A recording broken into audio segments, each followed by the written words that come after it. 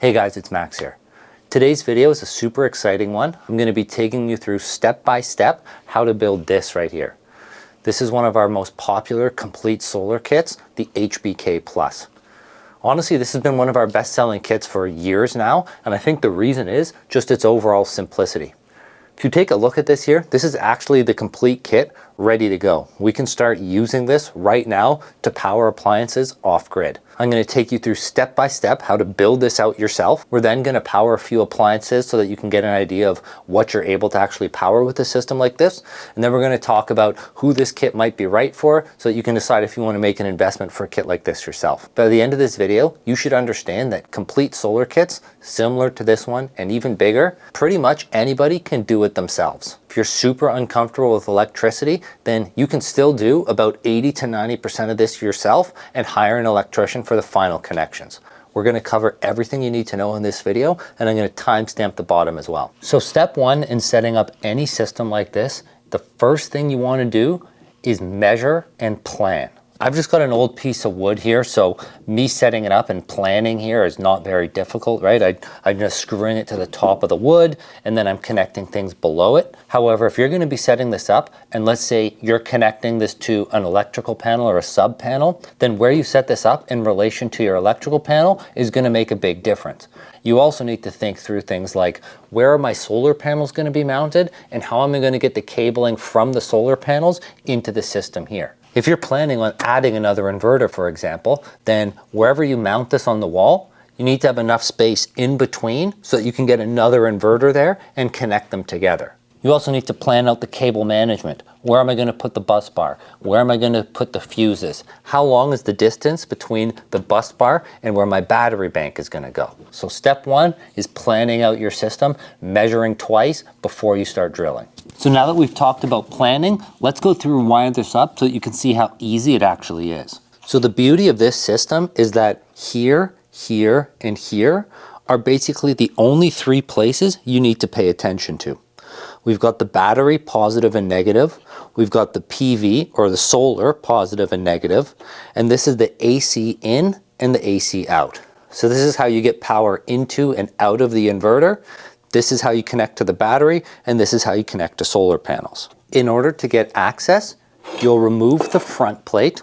You'll take the included parts and pieces of your kit. So we send you all the proper battery cabling, we send you the bus bars, the fuses, and it all works together, right? It's all properly sized. So you just start taking these pieces and fitting them together. So what we've done is we put the bus bar and we've put the fuse, and we've wired from the battery positive and negative to the fuse and to the bus bar. The kit that we're demonstrating today is one that has a single lithium battery. So let's put the positive of this cable onto the fuse, and we'll put the negative onto the bus bar.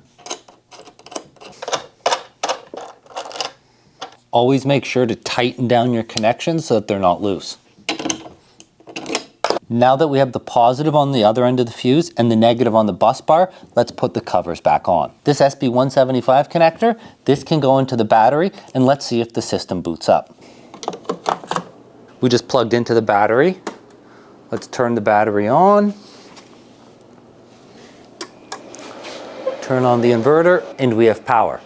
So now we've successfully and safely connected the battery into the inverter. The next thing that we'll do is let's connect the PV cables, or the solar panel cables, so that we can start charging this up with solar. Positive is on the left and negative is on the right. We've opened up the positive, I've put the cable in, and now let's start to tighten it down. Give it a tug to make sure that it's tight. Now let's do that with the negative. Give it a tug. Positive and negative are connected. So something that we always suggest doing is picking up little metal pieces like this, and what you'll do is you'll secure the cables so that they can't get pulled out. Make sure that there's enough flex in the front of these cables, and I'm going to secure them so that they don't get pulled out. So if we look at this, there's some good play here. They're not getting strained at all. And these are secured on the side so that if I pull these cables, they're not coming out there. So now we have the system that can connect to a battery, and we've got solar panel cables over here. But how are we going to get power out of this? How do you start using this right away so that you can power your fridge or power your air conditioner? This right here, if you're connecting it to a sub panel or the main electrical panel, like your off-grid cabin or your RV, unless you're an electrician yourself or qualified or know how to do it, This is where we would suggest hiring an electrician or an electrical professional to do those final connections. Wiring that up is dead simple for an electrician. So if you're going to do this to any type of sub panel or main panel, unless you know how to do it yourself, get an electrician. However, I'm not going to leave you high and dry. I'm also going to show you the most dead simple way to start using power out of this right now. Here's a standard 3-prong electrical cord. I've cut it in half, and we're going to use this for the AC in and the AC out. So thinking about that on an extension cord, I need to plug my system into a gas generator, or I need to plug my system into the wall outlet at my house so that I can charge up my battery. So if you're going to plug in your system, that means you need the plug here. So this means the plug will go into the AC in.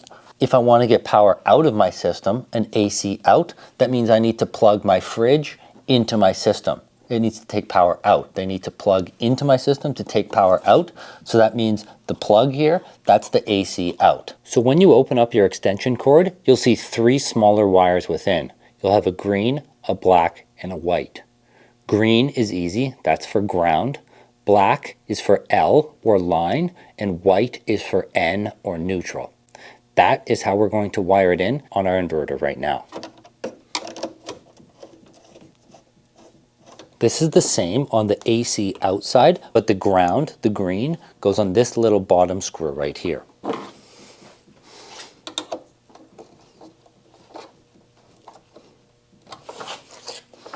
So we've got an air conditioner. Let's plug it in and see if it works. All right, so it's working. You can see just how easy it is to take just a standard household electrical cord and start using this system right away. I've got an EcoFlow Delta here, a Delta Pro. This is a generator, a solar generator. I want to see if we're able to charge up our battery. You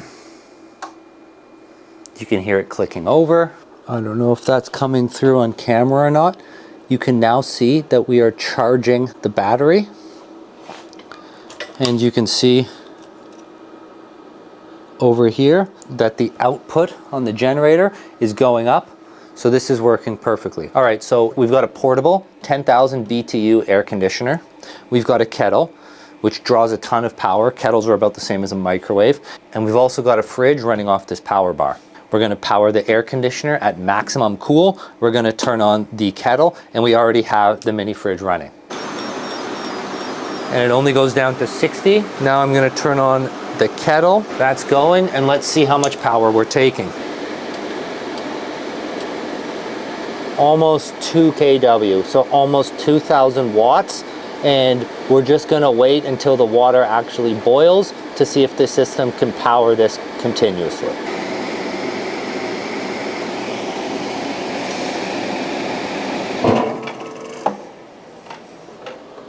Still running, no problem. Still taking over 2 kW. So the system here handled that perfectly. We still had about 400 watts to go. This is a 2400 watt inverter. So we could have had a bunch more lights and maybe a TV, those type of things running as well. As you can see from this demonstration, a kit like this can power a lot of your household appliances all at the same time. So who should be taking advantage of a system like this? Because of how small the form factor of this kit is, it can be used in a ton of different applications, and we have seen that happen. The first place that a system like this is perfect for is some type of off-grid cabin, hunting cottage, some type of off-grid outbuilding. A system like this, 2400 watts with a battery and I don't know, 800 to 1,000 watts of solar on the roof is going to be more than enough you need to run your basics. I would say that is where a large portion of these kits are sold to, is customers who have a cottage, a cabin, a hunting cabin, maybe a shed or a barn somewhere where they don't need to run a bunch of stuff, but running a line power out there is annoying, is really difficult,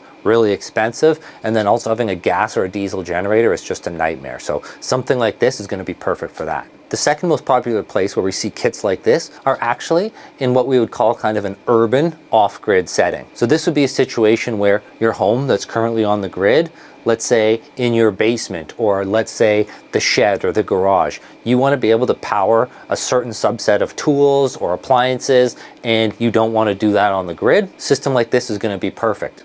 put some panels on the garage, put some panels on the shed, put some panels out kind of, I don't know, on a pergola in the back, run a line in, and you're able to power your shed, your garage, whatever the heck you want, off grid, even though you live in Flagstaff, Arizona. You're on grid, your home is on grid, but you want to be able to have a power source, like your own little microgrid at your main home, and a system like this is perfect for it. The third place that we see systems like this very commonly used are in mobile applications, specifically RVs. The one thing with this is in vans or RVs or boats, they tend to rattle quite a bit and move a little bit. So you'll need a bracket or something to hold down the inverter so that you can kind of counteract some of the vibrations. But a system like this, I mean, your footprint is super, super small. The power is more than enough to power an RV, sailboat, van for the most part. And so this, I would say, would be the third area that we see a lot of customers taking advantage of a system like this. I hope this video has been helpful for you. It's been fun to film as well. As I say, this is a full kit on shopsolarkits.com. I'll link it below. You'll get every part and piece that you need, wiring diagram, schematic. We help you with all the settings that you're going to want to program in here as well. And if you have any issues, you just call us up and speak with one of our technicians who are happy to help you with any questions you might have. Feel free to reach out at any time if you have any questions at all.